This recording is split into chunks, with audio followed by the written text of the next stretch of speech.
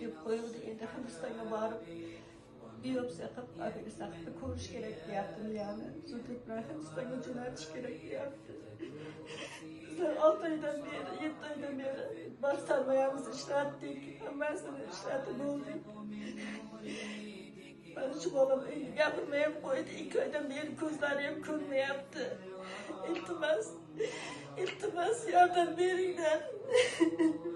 Azizlar, bu videoni ko'rib turgan bo'lsangiz, befarq bo'lmang. Iltimos, kim qayoqdagi narsalar uchun vaqtimizni ketkazamiz?